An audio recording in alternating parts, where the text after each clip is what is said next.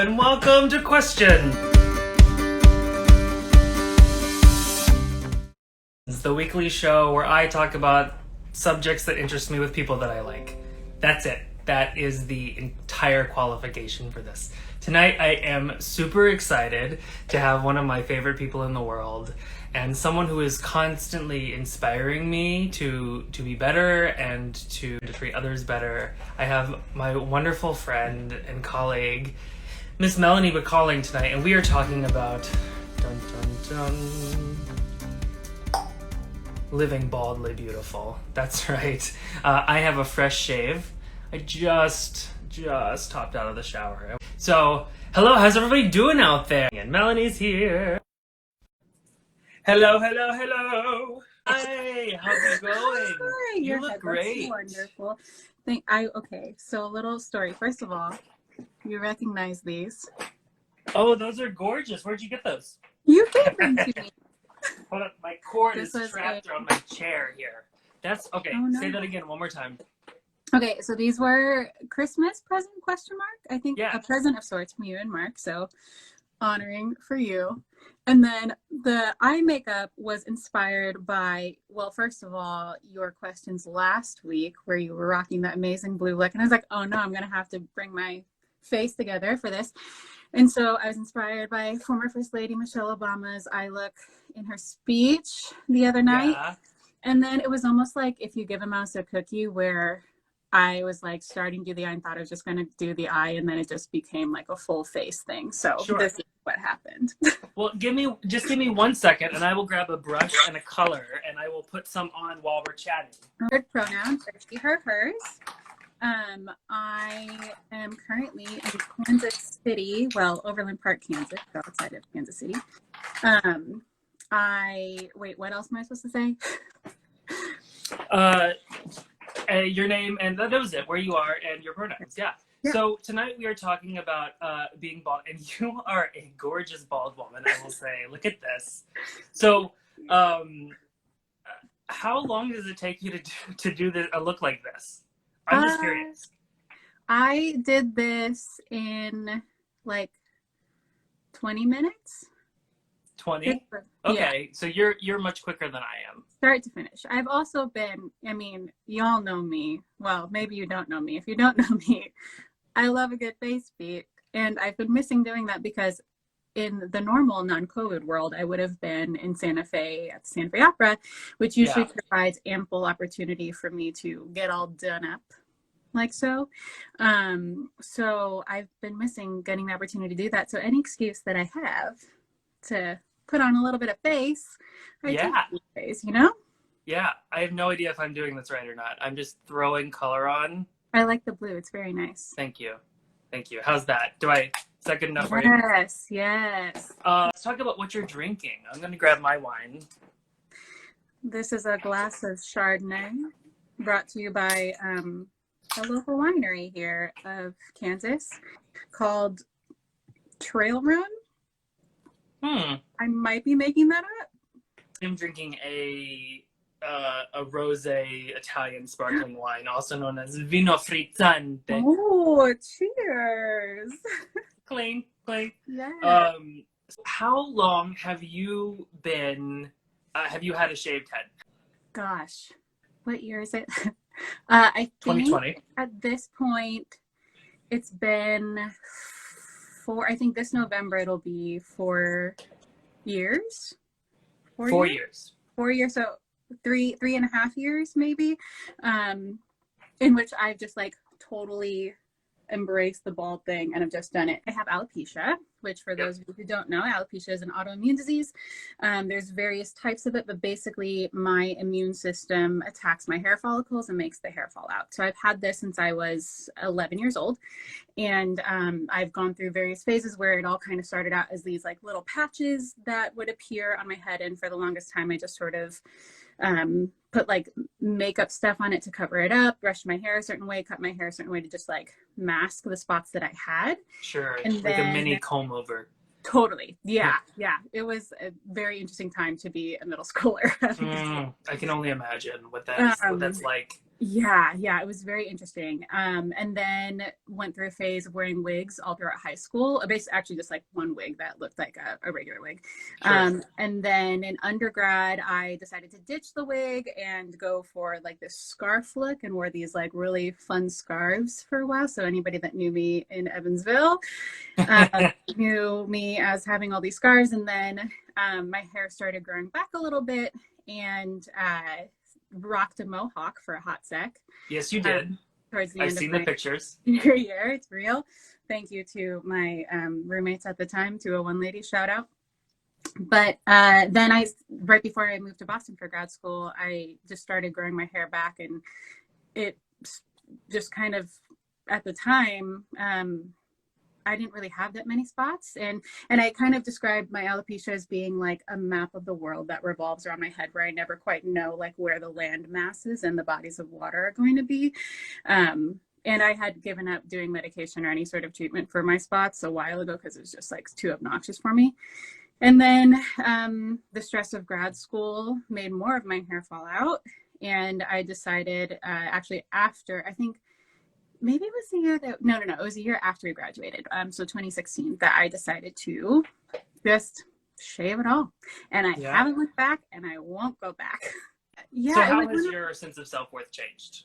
Yeah. So I mean, and first of all, I applaud you for wanting to just embrace the baldness, because I know that's something you're considering for a while, and I was so excited when you actually did it, to like into the club. But yeah, there's something that can be really stressful about trying to plan out like what the look is going to be. And I was so grateful to have the most amazing hairdresser when I was in Boston.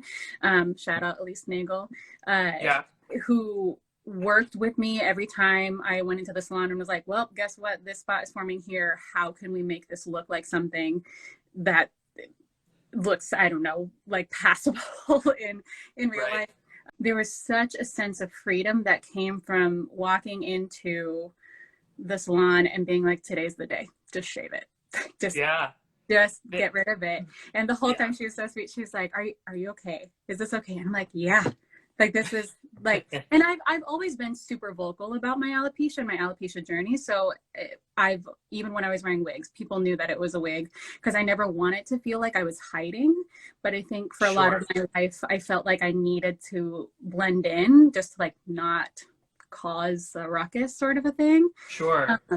And so in terms of self-worth, when I finally decided to just like shave it and embrace it, my confidence just like skyrocketed, because I felt like I was finally able to embrace and like live my truth out loud, you know, instead of feeling like I was trying to hide it to make other people feel comfortable.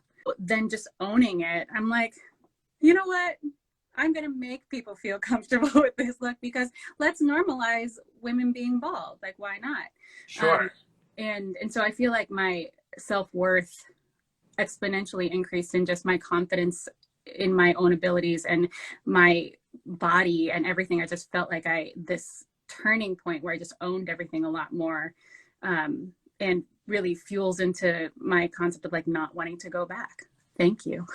People can tell you until they are red in the face that you just need to shave your head. But it really takes coming to that realization on your own, right? People can just say, they can tell, you know, it's like saying, you know, lay your clothes out the night before, right? And until you actually do it and make that decision and experience it and say, you know, the easiness of this outweighs the whatever,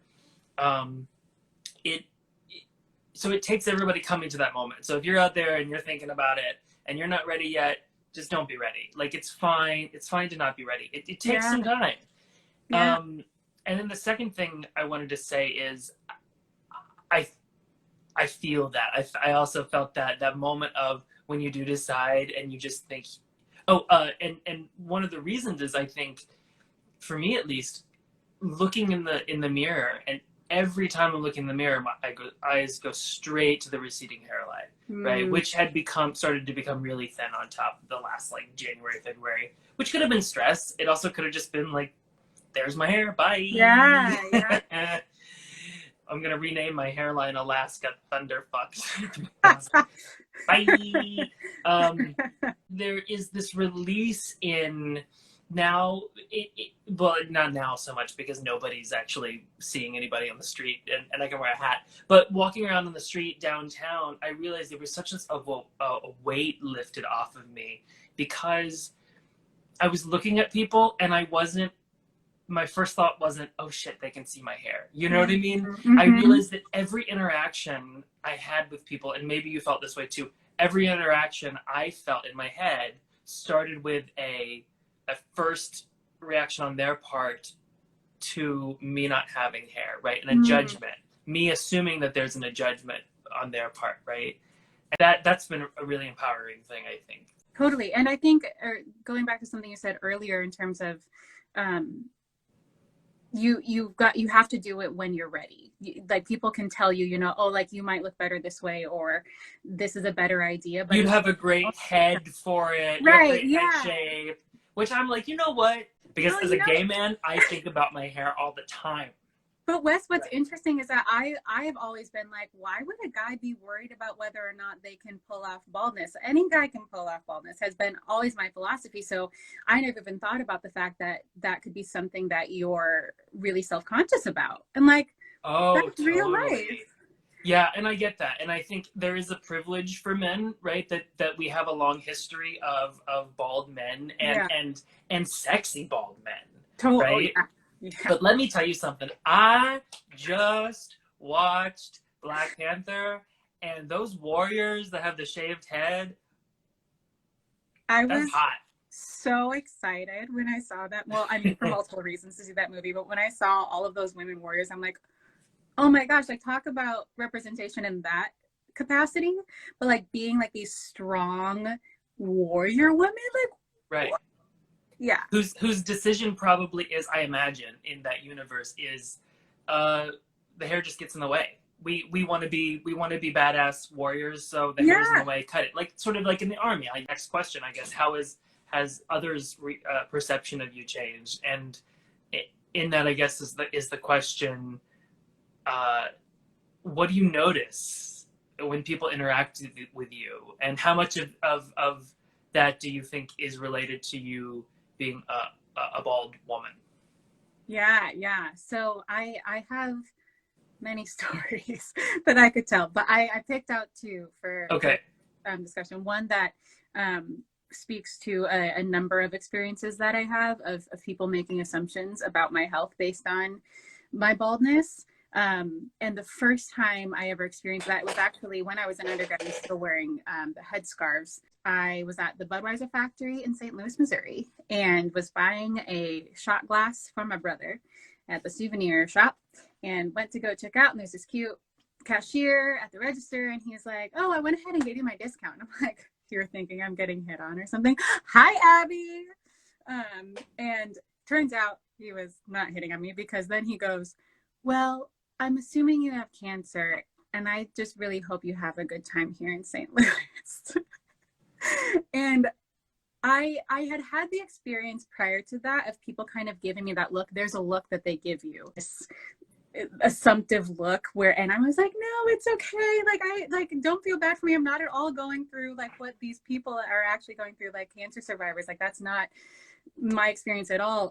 But I was so shocked by him blatantly saying that I just said thank you and walked away, like signed the receipt and walked away, because it was a nice discount too. Let's be fair. But at the moment, I like didn't even, because it was the first time someone had blatantly said that, I didn't even know how to address it, because he probably knew someone who had cancer and was just trying to do a really generous gesture, and I didn't want to make him feel bad for doing that. So it's like, we'll just leave that at that. That is probably the major thing that happens, is like the assumption of health. I've had people ask me like, what's wrong? And I'm always like, wait, what? Like people, even like a guy who was hitting on me once at a bar, he was like, oh, like what's wrong? I'm like, I mean, a little bit of gas. Like Trump is president. There's but like what's wrong? And then everyone 3 million votes apparently didn't count. Yeah, right. That's what's wrong. What?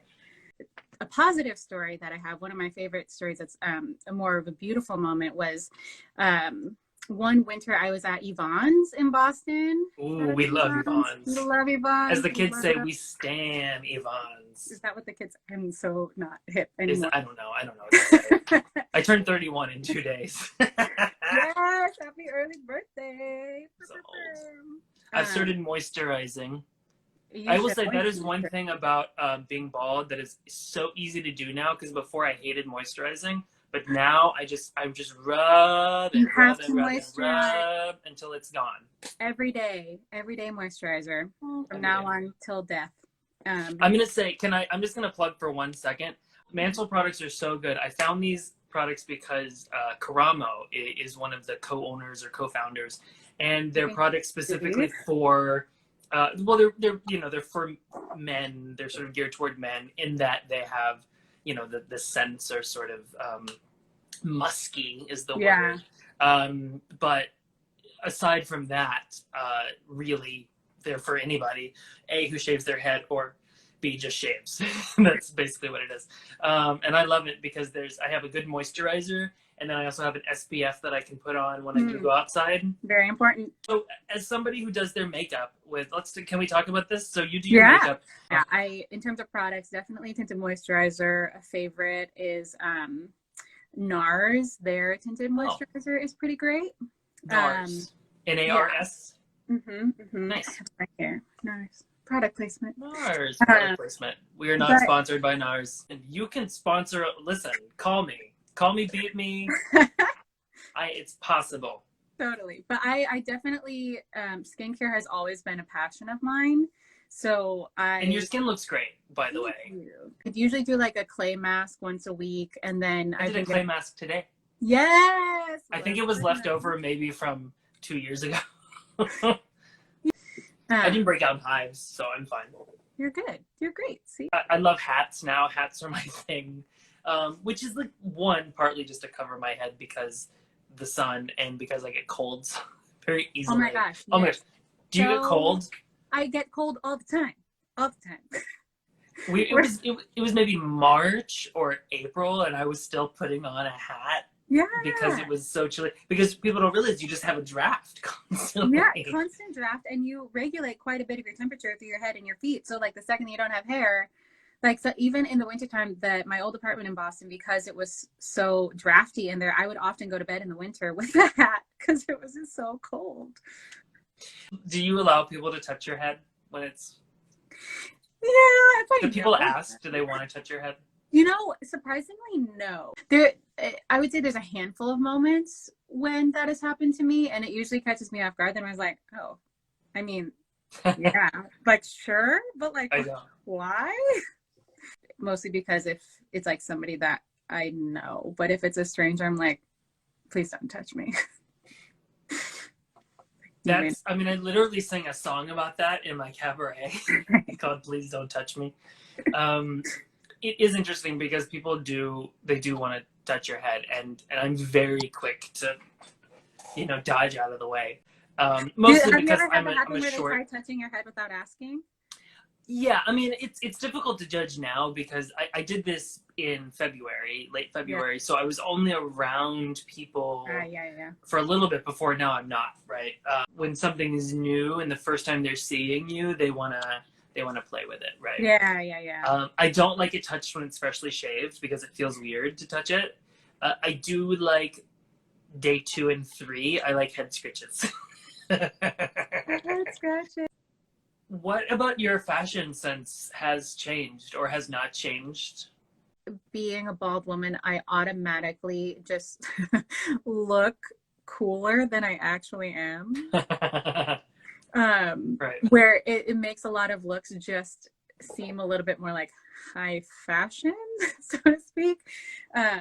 Even I'm actually not that cool or that stylish. My main staple are like a statement earring or like a statement necklace. I feel like I've learned too that halter neck styles and like turtlenecks are really fun to like help emphasize the baldness. So like embrace that, especially in the winter time. And I call it just like an extra accessory, the baldness. To just elevate everything. It is a bit of an extra accessory. I definitely I feel you on the button ups. When I was really into Schitt's Creek, and I think it was in its second to last season or whatever, and so I was trying to do a lot more David Rose looks of like the sweater with the shirt underneath buttoned all the way up. And with the shaved head, it does make a little bit more sense. There's something about it that it makes it less, I don't know, there's just something about it. It's just very clean looking. Yeah. Is there anything that has been left unsaid? I would just emphasize that, you know, don't make assumptions about people based on how they look. In life in general, just like, you don't know someone's health based on how they look, and so don't make those assumptions based on their size, their skin color, anything like that, whether or not they have hair on their head. So that's always a good like home takeaway. But I'm always open for questions if anybody has any questions about like what alopecia is or that experience. I've always been a very vocal advocate for my own experience, and not that my experience is that of the truth of other people, but I think that there's a lot of kids that have to battle with alopecia that unfortunately don't have that same kind of support or network. And so because I've had a really wonderful network growing up, I want to just kind of like give back in that way. We have Ayanna Presley, based specifically for alopecia. Yeah, I just listened to her interview today. I was so proud of her when she did that. It was very exciting, and I think a victorious moment for the alopecia community to be like, look, a powerful woman totally embracing, you know, like what she has. And gosh, I can't even imagine having to go through that hair loss as an adult woman. I think growing up with it set me to be like where I am today, but to be used to having hair for your whole life and then all of a sudden that be taken away from you, I'm sure is a challenge. Yeah. Also the fact that she had to do that in public eye essentially is difficult. And I think also because she was making a statement with her hair before. So before she started to have the symptoms of alopecia, mm-hmm. She's the first Black woman elected from Massachusetts to a statewide position, right? And she is a Black politician who has braided hair. So it's this big statement, and she talked about this, about how she wanted to be an example for young girls to see someone to look up to, a powerful woman of color, Black woman who isn't afraid to have braided hair, and then to lose it, right? So there's this extra layer, and I think one of the things that we don't talk about is how much hair is related to the sense of self. Because we think, well, it's just hair, right? And we say that every cycle on America's Next Top Model, when some poor girl cycle 47 and she still has no clue that she's gonna be the one, chop chop. That's a whole other show. My experience is not the same as yours, and I don't mean to equate the two, but for me, being a young man, and specifically a young gay man who was dealing with hair loss and body image issues, and so it does take a toll. I was going to tell a quick story because Laura joining this chat now reminded me of that, of a positive, really beautiful moment that I had that has to do with like somebody recognizing alopecia in the wild. When I was at Yvonne's, and we it was really crowded, as Yvonne's typically is, and I was at one end of the bar and my friends were at another end of the bar, and Laura was actually there, and I was by myself, and this woman comes up to me and she takes my arm and she goes, "You have alopecia." And I said, "Yes, I do." And I was so thrilled that someone said that and not like, "Do you have cancer?" But I was like, "Yes, I do. Oh my gosh, yeah." And she goes and she takes off her wig in the middle of Yvonne's and goes, honey, I've had it for 5 years. She's like, you look beautiful. And it was just this like really beautiful moment of like this bald woman just like revealing herself in the middle of this really crowded bar, and like everybody turning their face. And I remember like looking out at the bar at Laura and my friends and like nearly crying, and them being like, it was just a really beautiful moment of like people being able to relate. And I was like, wow, the fact that she just like took off her wig, she could have just been like, oh, I have alopecia too, but no, she just full reveal. And she's been rehearsing that moment for years. She was ready for me to go. And that's fine. If people want to give you discounts, just don't tell people things like, don't say to Mel, I'm so sorry for your cancer. Like, that's not appropriate. Right. Or my favorite is when someone will leave with a compliment and they'll be like, you're really beautiful. I'm like, oh my gosh, thank you. And then, do you have cancer? Or like whatever the follow-up question is, it's like way too intrusive and assumptive or something. I'm like, if you would have just stopped at you're really beautiful, that would have been great. I would have taken that compliment and would have made my day and be fine. You know what you can say to somebody if you're curious about their shaved head? I think this is the solution. We've solved it, Mal. Okay, you just go say, you're really gorgeous. I love your hairstyle. And then, even if that's a lie, it's okay. President doesn't. We can do it.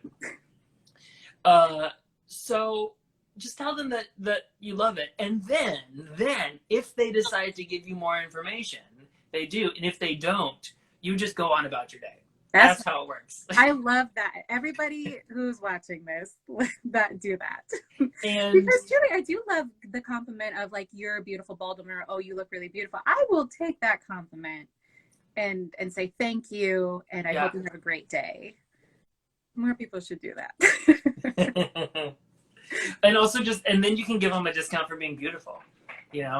I'll take a beauty discount any day. Oh, I will take a discount. I will take a discount. I will take a disco snout. I will take it all. I'll take a Venmo donation. I will send you my OnlyFans. All right, Mel, it's been a lot of fun. Thank you for having me.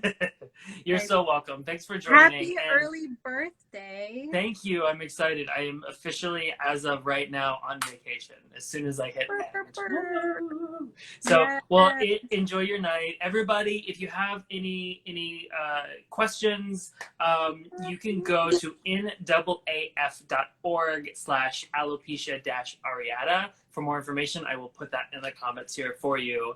And if you want some more information on what it's like being bald, hit me or Mel B up. We're here.